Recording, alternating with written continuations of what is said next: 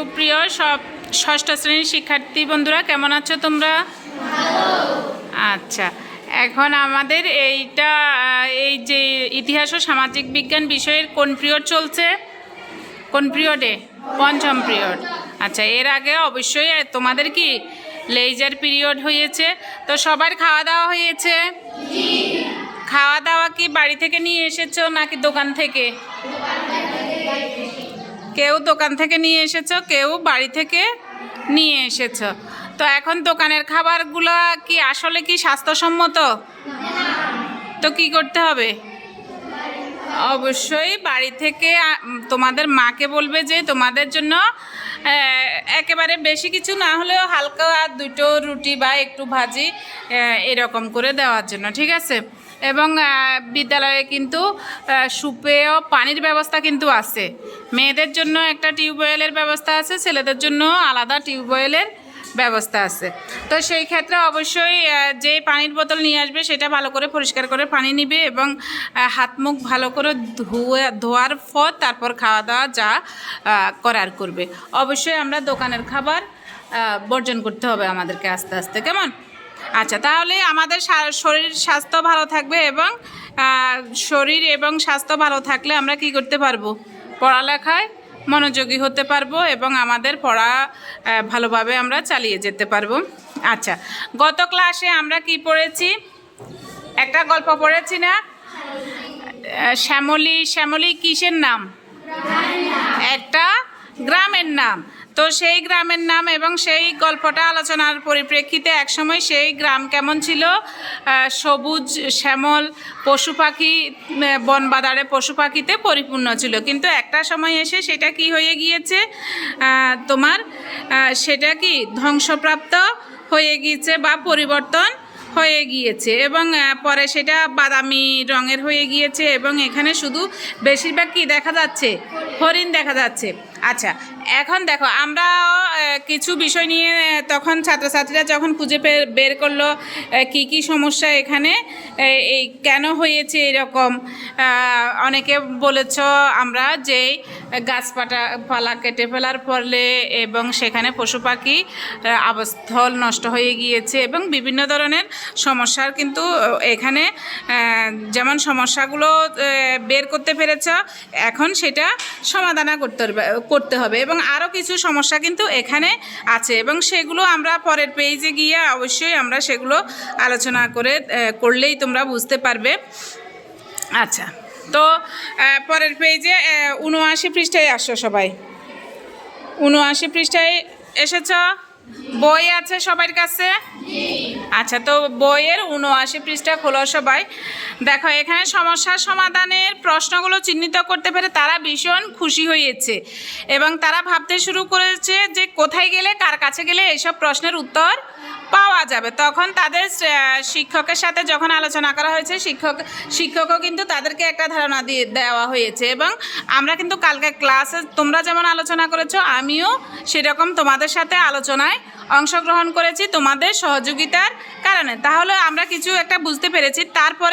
তারপরেও কিছু সমস্যা কিন্তু থেকে যায়। তখন কি করা হয়েছে? তখন শিক্ষক বললেন যে গ্রামে একটা বন বিভাগ আছে, সেই বন বিভাগের সেখানকার লোকজন এবং লাইব্রেরিতে বনের পশু পাখি এবং গাছপালা নিয়ে সেখানে কাজ করে এবং তাদের কাছে হয়তো এই প্রশ্নগুলোর উত্তর পাওয়া যাবে।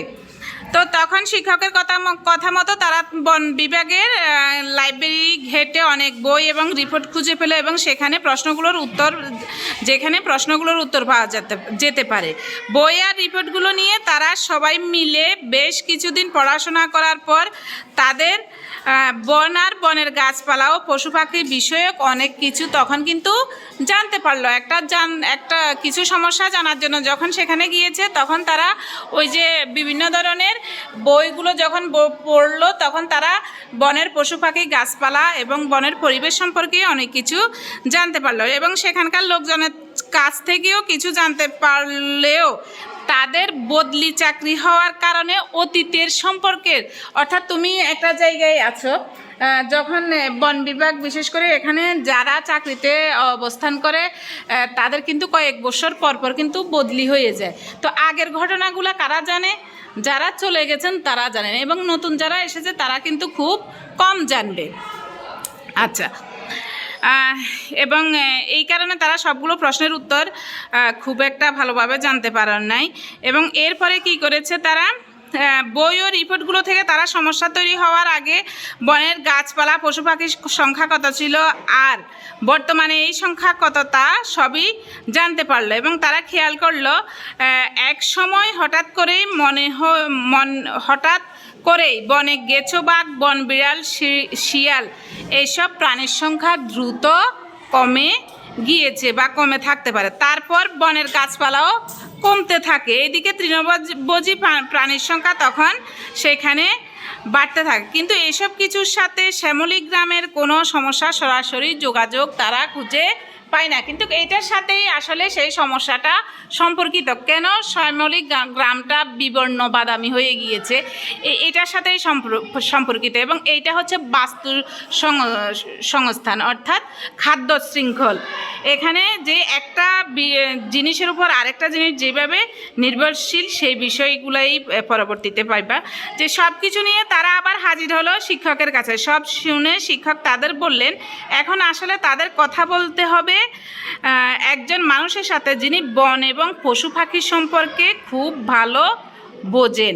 এবং সৌভাগ্যক্রমে কয়েকদিনের মধ্যে বন বিভাগের অফিসে একজন বিশেষজ্ঞের আসার কথা, যিনি বন্যপ্রাণী আর পরিবেশ নিয়ে কাজ করেন।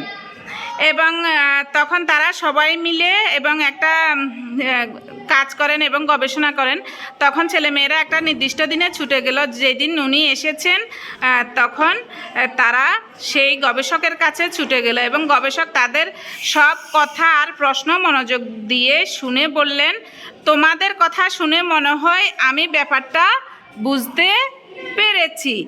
এক সময় বনে সব ধরনের গাছপালা পশু পাখি একে অপরের উপর নির্ভর করে শান্তিতে বাস করেছিল। একে কি বলে খাদ্য শৃঙ্খল। একে বলে খাদ্য শৃঙ্খল। যেমন ঘাস আর গাছপালা খাবারের জন্য নির্ভর করে রোদ, বৃষ্টি এবং মাটির উপর। ঘাস এবং গাছপালা কি জন্মায় এবং খাবারের জন্য তারা কি মাটি, রোদ এবং বৃষ্টির উপর তারা নির্ভর করে। হরিণ, গরু, মহিষ এরা বেঁচে থাকে ঘাস লতা পাতা খেয়ে, তাই না? গরু, ছাগল, হরিণ এগুলো কি খায়? ঘাস লতা পাতা খায় না? আচ্ছা, অন্যদিকে বাঘ জাতীয় মাংসাশী প্রাণীরা খাবারের জন্য শিকার করত এবং সেইখানে বাঘগুলো ছিল সেই বাঘগুলো কি শিকার করত? তারা মাংসাশী প্রাণী, তারা মাংস খেত। তখন তারা কি শিকার করত? হরিণ, গরু, মহিষ ইত্যাদি তৃণভোজী প্রাণীদেরকে তারা ধরে খেয়ে ফেলতো। আচ্ছা, সব কিছুই ঠিকঠাক ছিল, কিন্তু সমস্যা হলো তখনই যখন গ্রামে একদল শিকারী নিরাপত্তার অজুহাতে সব মাংসাশী প্রাণী মেরে ফেলে। এবার আসো যে সমস্যা কোথায় শুরু হয়েছে, যখন একদল লোক শিকারী আর কি নিরাপত্তার অজুহাতে তারা বলছে যে এখানে পশু পাখি থাকলে এগুলা মানুষের ক্ষতি করবে, এ কারণে এটা অজুহাত আর কি। তখন তারা এই মাংসাশী প্রাণীগুলোকে তারা মেরে ফেললো। তখন শিক্ষার্থীরা জিজ্ঞাসা করলো, মাংসাশী প্রাণীর সংখ্যা কমে যাওয়ার সাথে বর্তমান সমস্যার সম্পর্কটা কি? তখন তিনি বললেন, খেয়াল করে দেখো, বনের সব পশু পাখি গাছপালা একে অপরের উপর নির্ভরশীল। মাংসাশীরা খাবারের জন্য শিকার করত। মাংসাশীরা তখন যে বাঘ, সিংহ এদেরকে শিকারীরা মেরে ফেলেছে, অর্থাৎ বলে যে এরা হয়তো মানুষের ক্ষতি করবে, এই জন্য এই অজুহাতে তাদেরকে মেরে ফেলেছে। কিন্তু তারা থাকলে তারা কি করত? তারা হরিণ, গরু, মহিষ এগুলা শিকার করে খেত। এখন দেখো মজার ব্যাপার এখানে যে হরিণ, গরু, মহিষ আর অন্য তৃণভোজী প্রাণীদের তারা শিকার করে খাবারের জন্য খেত। বনে যখন আর এমন প্রাণী থাকলো না, যখন হরিণ, গরু, মহিষ এদেরকে খাওয়ার জন্য যখন আর কি কোনো মাংসাশী প্রাণী ছিল না, তখন কি হয়েছে? এই তৃণভোজী প্রাণীদের সংখ্যা বেড়ে গেছে। এই তৃণভোজী প্রাণীদের সংখ্যা কি বেড়ে গেছে। এখন আসো, এই তৃণভোজী প্রাণীরা কি খায়? এই তৃণভোজী প্রাণীরা কিন্তু তোমার ঘাস, লতা পাতা এগুলা খেয়ে থাকে।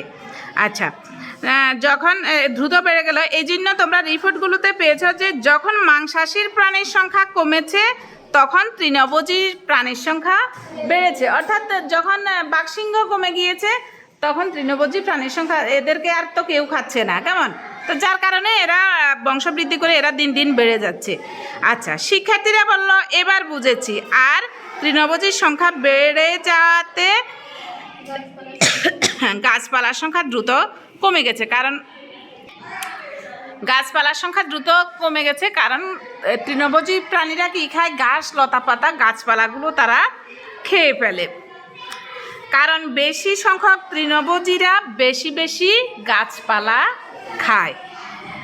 গবেষক বললেন একদম ঠিক ধরেছ। আর গাছপালা কমে যাওয়াতে এই এলাকায় কি বৃষ্টিপাতের পরিমাণ কমে গিয়েছে এবং ফলে নদীর পানিও কমছে। চারপাশ শুষ্ক এবং বিবর্ণ হয়ে গেছে। তারা খুব উৎফুল্ল হয়ে বলল, এখন আমরা সমস্যাটি কিভাবে তৈরি হয়েছে তা অনুসন্ধান করে বের করতে পেরেছি। এবার আমাদের বের করতে হবে কিভাবে সমস্যাটির সমাধান করতে হবে।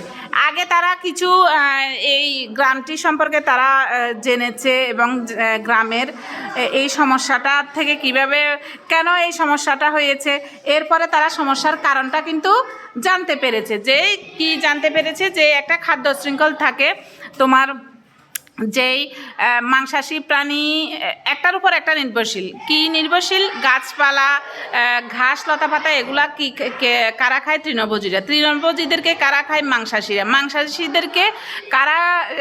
শিকারীরা যখন শিকার করে ফেলে, একটা কমে যাওয়ার কারণে আস্তে তৃণভোজী বেড়ে গেছে। তৃণভোজী বেড়ে যাওয়ার কারণে গাছপালা, ঘাস, লতা পাতা সেগুলো কিন্তু কমে গিয়েছে এবং গাছপালা কমে যাওয়ার ফলে বৃষ্টিপাত কম হচ্ছে এবং আস্তে আস্তে সেই গ্রামটাই বিবর্ণ এবং ধূসর বাদামি রঙের হয়ে গিয়েছে।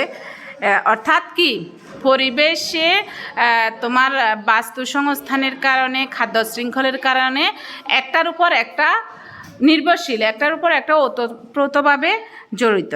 তো এখন দেখো শ্যামলী গ্রামের যেই কী কারণে এই সমস্যাটা হয়েছে, সেই সমস্যার কারণটা কিন্তু অনুধাবন করা গিয়েছে, বুঝতে পারা গিয়েছে। কার মাধ্যমে?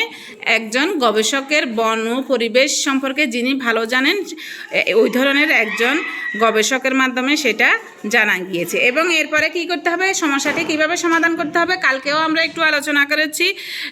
অনেক বেশি বৃক্ষরোপণ করতে হবে এবং সেখানে ফলজ এবং বনজ ঔষধি গাছ সম্পূর্ণ, বৃক্ষ সম্পূর্ণ গাছগুলো লাগাতে হবে এবং পশু পাখির আবাসস্থল কী করতে হবে?